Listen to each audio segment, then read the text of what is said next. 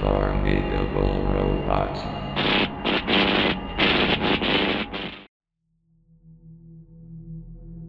September 6, 2025.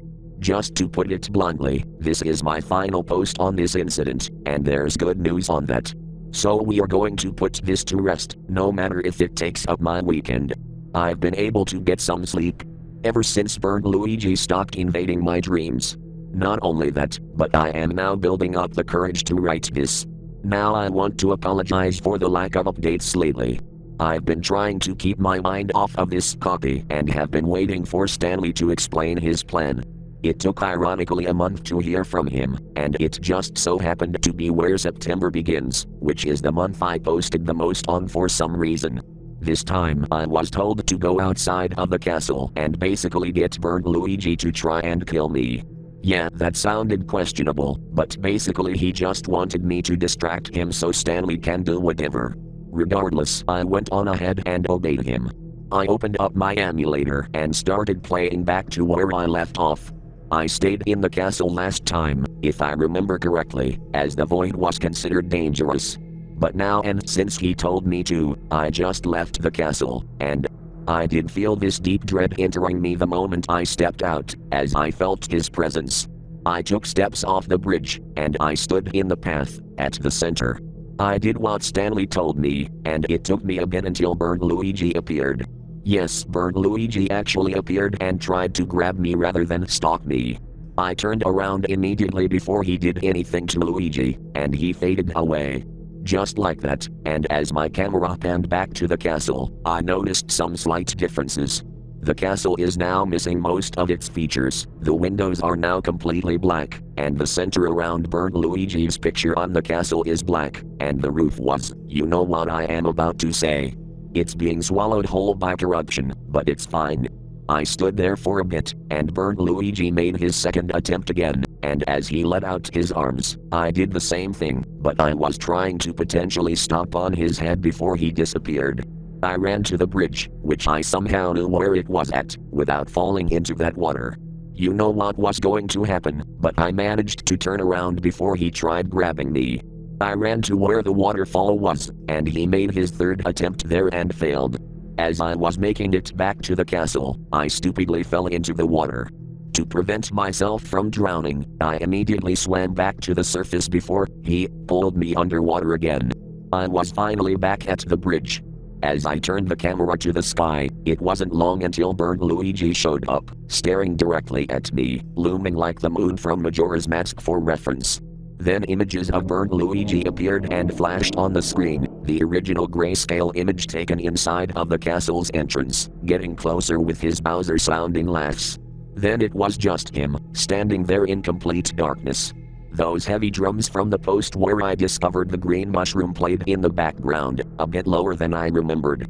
He was getting closer each time before his body went low into the screen, where the rest of it is now off screen, and he became saturated. Then he spoke once again. I heard his voice for the second time. He sounded a bit more frustrated than his usual robotic sounding tone, but still with that poor imitation of the actual Luigi. He sighed and spoke to me in this cheesy sounding and still threatening monologue, as that image from earlier before he got close to my screen flashed twice, which soon was cut short. Congratulations. You made it this far. I still haven't broken you. But guess what? This is only the beginning. Burnt Luigi was cut off as Stanley appeared behind him and disappeared. Then the void grabbed and pulled him into it, swallowing him as Burnt Luigi let out a scream, glitched and tore until it was cut short as he got ripped apart before being dragged inside, but not enough to kill him unfortunately, but enough to disable him a bit in his new prison. Then Stanley appeared on screen, delivering his lines before fading away. He said the following. Thank you. Thank you so much for your help, player. Thanks for your help and distraction. He is somewhere else now. After that, Stanley faded away. He's free now. After that line, he said, I am free. I knew this as he deleted his Discord bot and every trace of himself. As I slouched into my chair, full of relief. Then the situation escalated. I received an alert on my phone, detailing that someone in my neighborhood had been beaten severely and heavily injured, which is strange. I had my headphones on the whole time, yet somehow I missed the sirens. The alert told me to be on the lookout for anyone and not let anyone into my house, and if anyone comes by, I should remain calm. Well, that escalated quickly, but I will be fine. I never thought this situation would escalate this much, but I should really be careful, and the same with my parents. I have uploaded my latest video. You can view it right now, comment on it, and remind me if you noticed some details I may not have noticed. I did notice something, the quality's certainly a lot better than before. I don't see that pesky static effect anymore. I will let you know in my last update on the situation tomorrow. Something tells me that I think I know where this is going, especially as the alert told me to watch for a figure running around in my neighborhood, flailing their arms out in a drunken and dancing manner. September 7, 2025. Currently at 2:21 p.m., home alone, I am seeing the figure outside now. His appearance looks very similar. He has these droopy horn-like things and a dress with those strange symbols on it. Nothing has happened so far, luckily. So for right now, it is 2:23 p.m., so I decided to just find the copy on my computer and just uninstall it. I am not taking any more risks. I am not going to do that button combination, and I am not going to endanger myself further. I had checked where my brother last sent that copy prior to post 1, and I haven't seen that, not even on eBay or whatever, no reposts or anything. I assume that the original site took it down for piracy. Good, that makes my job easier, and I went over yesterday to change my profiles on any social media I could find where my profile is Burnt Luigi and erase all traces of Burnt Luigi signs on my social media. If you noticed that my profile on YouTube is no longer a capture of him, that is why. Now it's 2:28 p.m., and the figure is getting uncomfortably close to my house. I have my blinds closed, and if I hear any knocks, I am not letting anyone in. My one says to not let any strangers in, and I am certainly not going to do that, especially for that man. On closer inspection, I noticed that the man is holding a dagger. Yeah, like I said, I am not letting that creep into my house. Also, if I randomly go past tense or whatever, that is usually because something happened as I am typing this. How do I know about what's happening while I am just sitting at my computer in my bedroom? Well, the answer is simple, believe it or not. I am just getting up, checking the windows and peephole. So far, the figure hasn't seen me inside. It is currently 2:33 p.m. now, and by this point, I feel like I am just playing a real-life version of Five Nights at Freddy's just by keeping track of this person. Also, I have turned off my lights to prevent the figure from entering my house. I hope he didn't see me switch those off, as it looks like he's busy pacing around. It is now 2:38. I stopped saying PM as you guys get the idea already. I am going to have to call the police, as I am now hearing the person jiggle the doorknob, and they told me that they are on their way. I should note that I was going to say something yesterday about the situation, but for some reason, the figure just disappeared and then came back today. Now it's 2:41. I am hearing sounds of footsteps coming inside the house. Maybe I can try to type this all out while still remaining quiet, but my keyboard is way too loud. I took a sneak peek from the bedroom just now and saw the figure standing next to the living room TV. Like I stated many posts ago, I have pets, and I think what attracted the intruder was the barking of my dog. I am not going to let this guy kill my pets, so I am going to be right back. I came back at 2:48, and I dragged some stuff out of my closet, which was crowded, and stuffed my 3 cats and dog inside. I know that would be a very chaotic situation in there, knowing how cats and dogs act, but I told them that I am having to do what I needed to do, so I left plenty of food and water for them. Thankfully they cooperated and kept silent, likely very scared of the intruder. I am hearing footsteps towards my door, and I am trying my best to control my typing. I am typing super fast, as I want to get this sentence out. They are sounding closer. The dagger is scraping the wall. I will be right back. It's going to be a bit, as I need quick reaction time. I am back. It is now 4:35, which is a bit later than expected, but here's what happened during the quietness. Before the police showed up, the intruder noticed me and proceeded to attack me. I got scratched, and he pressed the dagger right on my skin.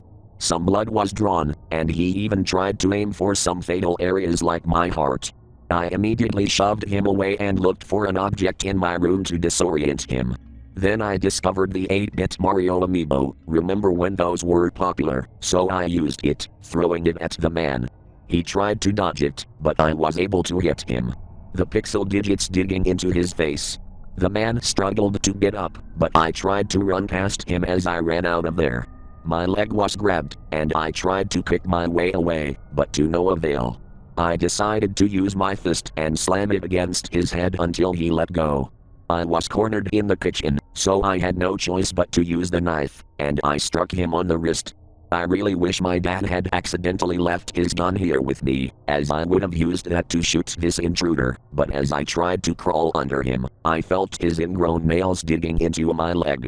I screamed and cried until I was able to stomach the pain and crawl free from the intruder. Now why didn't I hide in my closet when I had the chance?